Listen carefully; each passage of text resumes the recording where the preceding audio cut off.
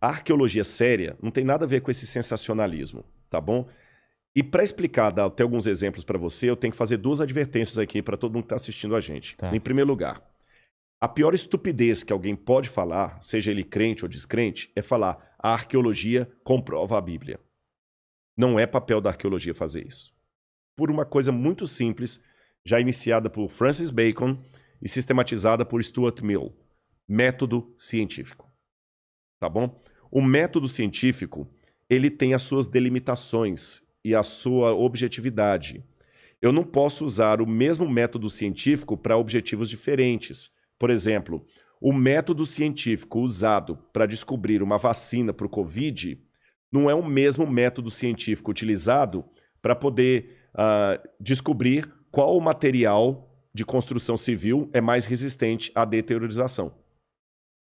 Não é o mesmo método científico que eu vou usar numa tese de doutorado em filosofia clássica. Tá certo? São métodos diferentes. Então, se eu estou estudando Freud e a psicanálise, eu vou usar um método. Se eu estou usando estruturas em construção de engenharia civil, é outro método. Se eu estou estudando parasitose, Vou dar um exemplo, outro método. Um exemplo real. Quer que abra? Quero. Aqui, vamos ver se eu vou conseguir. Não vai explodir isso aqui, assim, né? Aba assim, plaque. Plaque. Por exemplo, o Santo Sudário. Através de métodos científicos, você consegue comprovar a idade. Ele é da Idade Média, do século XII. Então não é... Não é da época de Jesus. Já foi provado que não foi é da... Foi provado, carbono 14. O Santo Sudário, lá em Turim. Fui lá e fui enganado. Conseguiu ver? Porque eu não vi. Quando eu fui lá, ele tava fechado atrás de uma... ficava fechado, mas acreditei no que... O Santo Sudário não é... Já foi comprovado, então? Já, ele é do século XII. Ele é do século XII. Mas foi forjado? Forjado. E aquele que está ali no Santo Sudário, nem morto ele estava, porque o sangue está escorrendo. E quando o morto morre não tem, né? Morto fazer outra coisa, né? O sistema circulatório para de funcionar e o sangue não escorre. Ele está com a mão assim, está escorrendo. Então tem vários elementos ali que mostram. Então, o método científico é diferente do que você vai usar para... Você deu um exemplo bom aí, para datação, etc. Então, o que acontece?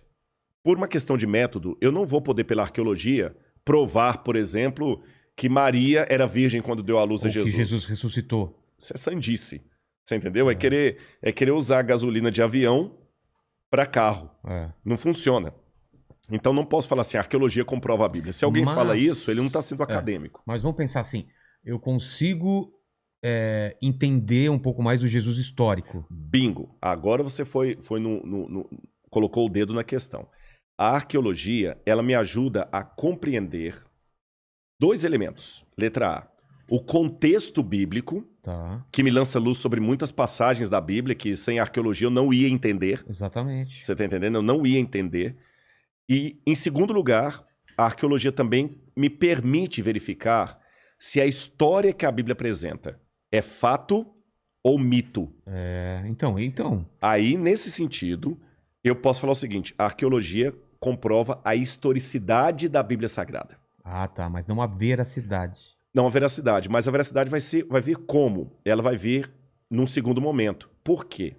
A Bíblia Sagrada, diferente do Bhagavad Gita, diferente do Alcorão, diferente do livro dos Vedas, diferente do Mahabharata, qualquer livro clássico religioso, Tao Te Ching, do taoísmo, Zend-Avesta, do zoroastrismo, a Bíblia é o único livro religioso produzido pela humanidade que se sustenta numa fundamentação histórica. Por exemplo, se eu fosse um hindu, você jamais teria uma conversa comigo sobre a arqueologia do Bhagavad Gita.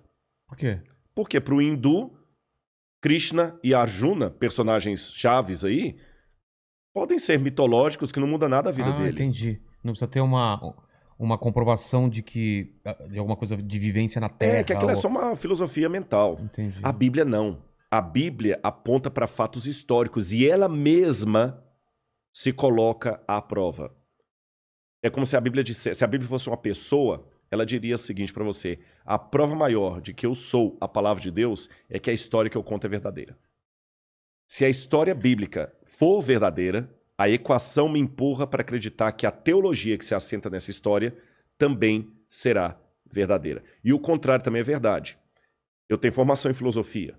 Se amanhã comprovarem, para longe de qualquer questionamento, que Sócrates não morreu tomando cicuta, que ele morreu com 100 anos de idade, feliz e com uma renca de filho, não vai mudar nada a minha função como filósofo. Vou fazer uma atualização, mas não vai mudar nada. Mas, por outro lado, se amanhã provarem, para longe de qualquer questionamento, que Jesus não morreu crucificado naquele festa de Páscoa, absurda. Acabou o cristianismo. Acabou. Mas não tem mais espaço. A pedra fundamental do cristianismo é a ressurreição. Sim, é a ressurreição que mostra a evidência de que Deus tem o poder sobre a morte e outras coisas mais. Mas eu não vou analisar a ressurreição com os mesmos critérios de CSI, querendo saber quem que matou Getúlio Vargas. Esse que é o problema. Aliás, colocando isso, até digo uma coisa que muita gente não entende. Eu respeito, eu tenho muitos amigos que são ateus, que são céticos, e aliás, eu vou até dar um testemunho para você. Houve situações que eu fui tão bem tratado por alguns amigos ateus que eu me senti mais amparado por eles do que por alguns colegas de igreja. Eu não tenho vergonha de falar isso. Eu não tenho vergonha de fazer uma alta crítica sobre a própria religião. Até porque o fato da pessoa ser ateu não necessariamente a torna uma pessoa ruim. Mas de pelo jeito contrário, nenhum. Ela pode... Né? Uma frase que eu coloquei nesse livro aqui. Betinho. Pô, Betinho. Eu coloquei assim, Betinho poderia... Né? Ele tinha hemofilia. Eu falei, Betinho podia até não acreditar em Deus, mas Deus acreditava no Betinho. Então, tem tanta gente que fala, Você cara... tá entendendo? O cara não acreditar em Deus é um detalhe. Você tá ele entendendo? faz o bem, ele tenta ser uma boa pessoa. Meu único questionamento a quem faz o bem sem Deus é um questionamento filosófico, não moral. Eu não duvido, eu não atribuo moralidade à religiosidade. Porque eu já vi na prática muita gente ateu, puxa vida, que desenvolve um amor maior do que muitos religiosos e teólogos. Faz caridade. Faz caridade, um monte de coisa, você tá entendendo? Você tem um monte de pastor aí, picareta, tirando dinheiro do povo à vontade. Você tem padres que mandou tanta gente aí pra Inquisição aí, Torquemada lá da Espanha, o que o camarada fez. Você tinha e para não ficar dando exemplo só católico, eu dou também protestante. Jim Jones, o pastor do diabo, que levou um monte de gente para a morte lá na Guiana. Você tá entendendo? Então, quer dizer, e ao mesmo tempo eu tenho ateus como Betinho, que o cara era só caridade. E eu fico também perguntando, Vilela, considerando que às vezes a minha vida é a única Bíblia que muita gente está lendo fora da minha religião, eu fico também perguntando se a pessoa é ateu de fato ou se ele rejeita a caricatura de Deus que eu passei para ele. Exatamente. A única pergunta que eu faço pro ateu é uma pergunta de cunho filosófico, não moral. Você faz o bem baseado em quê? Porque se eu for procurar uma explicação última, e essa é uma característica do filósofo, o filósofo sempre procura questões últimas. Você está entendendo? Quando o filósofo pergunta o que é a vida, qual o propósito da vida, um filósofo clássico, principalmente se ele for aristotélico, de linha aristotélica, ele não está perguntando assim, o que você quer fazer terça-feira da semana que vem? É qual o propósito da vida? É uma resposta que valha para o Vilela, para o Rodrigo, para o Mandíbula, para todo mundo. Ele quer o sentido último, de onde eu vim, para onde eu vou. E se não tem Deus, é difícil encontrar uma justificação razoável por que Hitler era um demônio. Porque raciocinemos. Vou tirar Deus da jogada. Dostoiévski dizia, no Crime e Castigo lá, lindo, nos Irmãos Karamazov, tinha a história de Ivan e Smerdyakov, que era o irmão adotivo do Ivan. E o Ivan é um filósofo, ele escreve, vamos abandonar Deus e vamos ficar livres. Porque a religião aprisiona. Limita. Se Deus não existe, tudo é permitido, estamos livres. Aí o Smerdyakov mata o pai deles por herança. Ele era filho adotivo. Aí o Ivan vai à cadeia conversar com o irmão. Ele fala, por que você fez isso? Ele falou assim, graças aos seus artigos. Você é um assassino, você... Não, não sou. Com base em que você está falando que eu sou um assassino, que eu sou errado? Não, você não pode. Se Deus não existe, você que escreveu, tudo é permitido. Não, mas a lei... Não, a lei daqui diz que eu sou um assassino, mas a lei de lá diz que não. Então, veja bem, Hitler é um assassino na lei do meu país. Mas na lei do Terceiro Reich, ele era o Führer.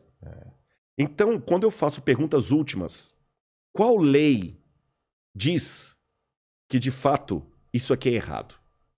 Eu tenho que ter um princípio universal para responder isso. E se esse princípio universal não existe, que é Deus, então todas as argumentações, boas ou ruins, se tornam apenas localizadas. Então é por isso que a Bíblia dialoga com a filosofia e com a história. Agora tem um detalhe, uma ressalva. Mas em relação ao seu amigo ateu, por exemplo, qual é a resposta dele? Porque ele faz o bem?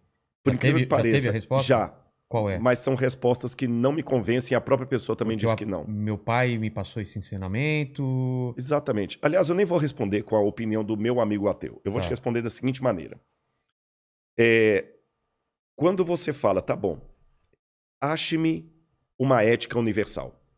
Porque você sabe que tem a ética e tem a moral. Aí você tem vários. Tem a escola do Aristóteles, você pode falar da escola de Kant, que fala que é a ética do dever, a ética deontológica. Você pode ir para a ética utilitarista de Heidegger. Ou seja, você pode seguir a ética que você quiser.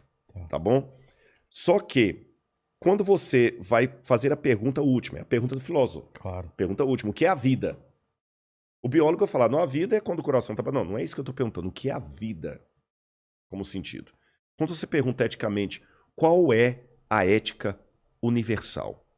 Qual é aquele princípio que faz você agir em prol do bem, que é um princípio que não está atrelado à sua cultura? Eu não estou perguntando perguntas efêmeras, eu estou fazendo pergunta filosófica. Eu não estou perguntando assim, o que é chique? Isso é efêmero, porque o que é chique hoje pode não ser amanhã. Você está entendendo? O que você coloca aqui agora como enfeite, há 30 anos atrás podia ser absurdo. Daqui a 50 anos pode ser ridículo. Pode ser ofensivo. Pode ser ofensivo, tá certo? Hoje eu estou usando aqui, o pessoal não está vendo, eu estou com uma calça jeans, um blazer e uma botina daquelas. Mas há 30 anos atrás eu estaria completamente ridículo. Ia parecer o Falcão, aquele humorista. Você usava jeans, né? Jeans com blazer. Você tá entendendo? Hoje é normal. Então eu não estou perguntando o que é belo no sentido da moda. Eu estou perguntando... Uma coisa além disso. O que é o belo? O que é o respeito? O que é a ética acima de qualquer questionamento? Quais são os princípios universais da ética? Quando lançaram isso para filósofos... Isso, inclusive, tem pesquisa. Foi feita, inclusive, na Universidade de Stanford, com estudantes de filosofia. 2/3 deles não conseguiram responder qual é o princípio universal que está por detrás das ações do bem, que justifica o bem. Ou seja, se eu fosse um nazista aqui e te falo assim, me convença que o nazismo realmente é hediondo, você não ia conseguir me convencer a menos que apelasse para um princípio universal divino. Quando jogaram isso na... Deixa eu tentar, peraí. Se eu fosse te convencer, partindo do pressuposto que você não acredita em Deus e não é... E nem você, e não nem tem eu. Deus. Nem eu também. Exatamente, não tem Deus. Não tem Deus na jogada. Não existe Deus. Tente me convencer apenas com argumentos humanos que o nazismo é hediondo. Você matar muita gente, você tá errado por quê? Porque vai contra o princípio. Não tem, né? Princípio? Não tem. Não tem. Sabe quantas escolas de pensamento houve para tentar criar uma ética universal dispensando Deus? Só se fosse uma lei que limitasse. Você vai ser preso, mas ele não vai ser preso porque... Mas é local. É local. É errado porque... Não tem. Sabe quantas escolas de pensamento filosófico tentaram responder essa pergunta? 600. E teve alguma... Não, tanto é que houve 600. Se houvesse uma resposta coerente não haveria 600 propostas. Você tem o biologismo, você tem o próprio evolucionismo, você tem várias, nenhuma delas resolve. Vou te dar um exemplo. Uma das possíveis respostas, essa foi uma das que os meus amigos me deram. Não, mas pela lei da evolução das espécies, eu sei que é errado matar, porque senão eu também serei morto. Então, como esse é um princípio da evolução dentro de mim, para me preservar, eu não mato. Aí eu falo assim, mas será que isso não faz sentido? Porque se fosse então, jamais haveria guerras. Eu mato o outro para ele não me matar, é o contrário. É o contrário. Você tá entendendo? Alguns falam assim, não, é o gene egoísta. Como disse lá o Dawkins, né? O Richard Dawkins. É o gene egoísta. Mas o gene egoísta, você tem no mundo animal... Não, mas o gene egoísta, ele justifica as pessoas matarem as outras, não deixarem de matar. Exato, é a procriação. É a procriação. Ele fala assim, eu vou procurar para que o meu gene... Mas mesmo assim, o gene egoísta é perigoso, porque o gene egoísta não é uma questão moral, é uma questão muito minha. Ou seja, qualquer coisa que nós acreditamos, até o galho, até o chifre que você ganha da sua namorada, não tem como você moralmente recriminá-la se você tirar Deus da jogada. O máximo que você pode falar é o seguinte, Olha, desculpa. Roubar esse copo seu é errado à luz do Código Penal brasileiro. Você está entendendo? Agora, convenhamos. Achado não é roubado. Achado não é roubado. Se eu pegar a própria lei da evolução das espécies, a sobrevivência do mais apto. Se eu conseguir te roubar e ficar bem, o que eu tenho que cuidar para não ser pego. Então você está vendo, a Bíblia dialoga com muita coisa. Eu só queria dar uma notinha só sobre a questão ainda da arqueologia, e a gente pode continuar esse assunto. Tem uma coisa que muita gente levanta contra a Bíblia, fala assim, Rodrigo, mas você é arqueólogo, você não tem a prova para tudo da Bíblia? Que eu falei que a história pode ser comprovada. Eu tenho que levar em consideração o seguinte, Vilela, o arqueólogo, para entrar nessa área, a primeira coisa que ele tem que aprender é trabalhar com fragmentos de história.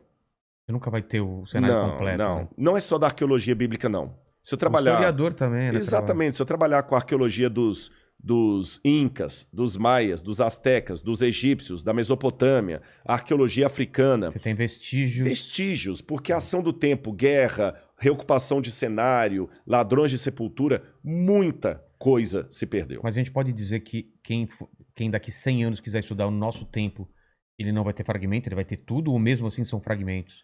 Olha, projeção de futuro é uma coisa meio complicada, né? A gente fazer. Mas partindo do pressuposto que vai estar tudo aqui, vídeos, fotos, tudo vai Pode estar ser que ele documentado. encontre tudo, mas se a gente continuar na esfera que nós estivemos, ele só vai encontrar as baratas, porque a guerra nuclear, se a guerra nuclear acontecer, aí destrói tudo. E a estupidez humana não me torna tão tranquilo quanto a impossibilidade disso. A inteligência é limitada, a ignorância não. A ignorância não. A menos que Deus intervenha, eu não trabalho tranquilo que o ser humano não vai apertar o botão. Exatamente. E se houver uma guerra nuclear, nós vamos deixar menos para os arqueólogos do futuro do que os do passado deixaram para nós. Só vai ficar as baratas. A única que sobrevive. É verdade. Então, com o que eu trabalho? Eu trabalho com fragmentos de história, como qualquer outro arqueólogo.